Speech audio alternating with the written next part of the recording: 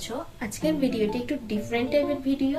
তোমরা নিশ্চয়ই দেখে বুঝতে পারছো, তোমরা যারা অ্যাক্রিলিক পেইন্টিং পছন্দ করো আর তোমরা যারা ভাবছো অ্যাক্রিলিক পেইন্টিং শুরু করবা, তাদের জন্য আজকের ভিডিওটি খুবই উপকারী হবে। আজকের ভিডিওর মাধ্যমে তোমরা জানতে পারবা অ্যাক্রিলিক পেইন্টিং শুরু করার জন্য কি কি জিনিস প্রয়োজন।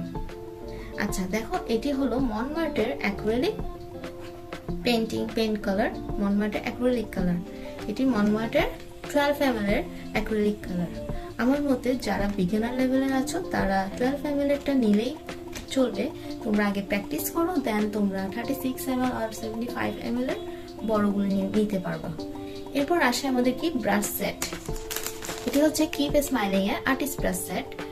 এটি দিয়ে তোমরা যারা বিগিনার লেভেলে আছো এই ব্রাশ সেটটি দিয়ে মোটামুটি আর্টগুলো করতে পারবা। এটি দিয়ে তোমরা ফার্স্টে শুরু করো, এটাই আমার সাজেশন থাকবে। এরপর আসে আমাদের একটি পেইন্টিং খাতা। দেখো, এটি হলো অ্যাক্রিলিক পেইন্টিং খাতা। এখানে তোমরা অ্যাক্রিলিক পেইন্টগুলো করতে পারবা। আমার মতে ক্যানভাসে যাওয়ার আগে তোমরা এরকম প্যাডগুলোতে আগে যদি প্র্যাকটিস করো, দেন তোমাদের প্র্যাকটিস করার পরে যখন তোমাদের পেইন্টিংটা হাতে ভালো মতো চলে আসবে তখন তোমরা ক্যানভাসে পেইন্টিং করতে পারবা। প্রথমে এরকম প্যাডগুলোতে তোমরা প্র্যাকটিস করো, এটাই আমার সাজেশন থাকবে। আচ্ছা, এরপরে আমাদের কালার মিক্সিং এর জন্য এরকম একটি নাইফ লাগবে। নাইফ সেট পাওয়া যায়, সিঙ্গেল পাওয়া যায়, তোমরা যে কোনো একটি নিতে পারবা নাইফ কালার মিক্স করার জন্য। দেন আমাদের লাগবে একটি plate, colour plate acrylic colour জন্য। এরপর আমাদের কি লাগবে, একটি কালার প্লেট লাগবে। তোমরা চাইলে বাসায় যেটা তোমার সিরামিকের কোনো পুরান প্লেটও তোমরা ইউজ করতে পারো তোমরা যদি চাও। এরপরে আমাদের অ্যাক্রিলিক কালারগুলো কিন্তু খুব তাড়াতাড়ি শুকিয়ে যায় আর ঘন থাকে। ওটাকে আমরা পাতলা করার জন্য আমরা অ্যানকে ইউজ করি।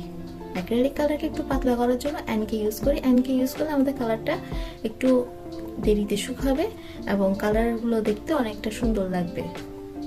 আমরা তো অ্যাক্রিলিক কালার প্রায় সময় পানি ইউজ করতে হয় করার সময়, বেশি পানি ইউজ করলে রংটা একটু বেড টাইপের হয়ে যায়, তাই আমরা অ্যানকে ইউজ করি। এরপর হচ্ছে জেসো, অ্যাক্রিলিক জেসো। জেসোটা হলো তোমরা যখন ক্যানভাস ইউজ করবা, ক্যানভাসে পেইন্টিং করবা, তখন জেসোটা তোমাদের একটি প্রাইমার হিসাবে কাজ করবে। জেসো দিয়ে প্রথমে তোমাদের পুরো পেইন্টিং ক্যানভাসের মধ্যে জেসো অ্যাপ্লাই করতে হবে। জেসো 2 দিন শুকানোর জন্য রাখতে হবে। ক্যানভাসটি শুকানোর পরে তোমরা ওখানে পেইন্টিং করবে, তাহলে তোমাদের কালারটা সুন্দর করে ফুটবে ক্যানভাসের উপরে। জেসোটা আমরা বলতে পারি কি এটি এক ধরনের প্রাইমার।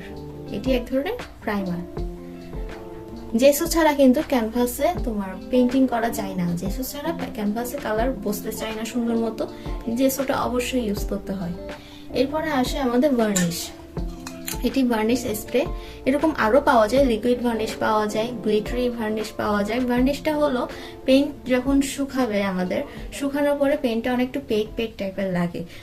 ভার্নিশ ইউজ করলে তোমার পেইন্টটা একটা গ্লসি এফেক্ট দিবে, দেখতে অনেক সুন্দর লাগবে পেইন্ট, এবং পেইন্টিংটা দীর্ঘস্থায়ী হবে। তোমাদের পেইন্টিংটা দীর্ঘস্থায়ী হওয়ার জন্য, পোকামাকড় না আসার জন্য ভার্নিশ অবশ্যই প্রয়োজন। ভার্নিশে তোমাদের পেইন্টিংটা দেখতে অনেক সুন্দর গ্লসি লাগবে। এটি হলো স্প্রে ভার্নিশ। এরকম আরো অনেক ভার্নিশ পাওয়া যায়। তোমাদের লিকুইড ভার্নিশও পাওয়া যায়, যেগুলো ব্রাশ দিয়ে অ্যাপ্লাই করতে হয়। গ্লিটারি ভার্নিশ পাওয়া যায়, ওইটিও ব্রাশ দিয়ে অ্যাপ্লাই করতে হয়। তোমরা যদি এরকম সিঙ্গেল ব্রাশ কিনে তোমরা পেইন্টিং করতে চাও, সিঙ্গেল ব্রাশগুলো দামে অনেক বেশি আসে। একটি ব্রাশের দামই তোমার 80-90 টাকা এরকম চলে আসে সিঙ্গেল ব্রাশে। তো আমার সাজেশন থাকবে তোমরা এরকম একটা সেট কিনে ফেলো। সেট ব্রাশগুলোতে তোমাদের এক সেট অনেকগুলো ব্রাশ থাকবে এবং তোমাদের এক সেট ব্রাশ দিয়ে তোমরা অনেকগুলো পেইন্টিং করতে পারবা। তোমরা যখন আস্তে আস্তে প্র্যাকটিস করতে করতে তোমাদের হাত চলে আসে পেইন্টিং এ, তখন তোমরা বিভিন্ন রকমের ব্রাশ কিনতে পারবা। এরপরে আমাদের আসবে কি ক্যানভাস। ক্যানভাস আমরা কখন ইউজ করব, যখন আমরা প্যাডে পেইন্টিং করতে করতে আমাদের পেইন্টিংটা আমাদের হাতে চলে আসবে, তখন আমরা ক্যানভাসে কালার করতে পারবো। ক্যানভাসে কালার করার আগে আমাদের অবশ্যই আগে জেসো ইউজ করতে হবে। জেসো আমরা ক্যানভাসে এরকম একটি ফ্ল্যাট ব্রাশ দিয়ে জেসো ক্যানভাসে আমরা অ্যাপ্লাই করে ক্যানভাসটি আমাদেরকে 2 দিন শুকাতে হবে, ড্রাই করতে দিতে হবে। একদম ড্রাই হওয়ার পরে আমরা ক্যানভাসের উপরে পেন্টিং করতে পারবো। এগুলোই মোটামুটি একজন বিগিনারের জন্য প্রয়োজন যারা অ্যাক্রিলিক পেন্টিং শুরু করতে চায়। এগুলো দিয়ে তোমরা অ্যাক্রিলিক পেন্টিং শুরু করে দিতে পারবা। আমার সামনে অ্যাক্রিলিক পেন্টিং নিয়ে ডিটেলসে আরো অনেক ভিডিও আসবে ইনশাল্লাহ, যা তোমাদের অনেক উপকার আসতে পারে। তোমাদের যদি ভিডিওটি ভালো লেগে থাকে একটি লাইক, একটি সাবস্ক্রাইব করে দিয়ে আমার চ্যানেলটির পাশে থাকুন। আল্লাহ হাফেজ।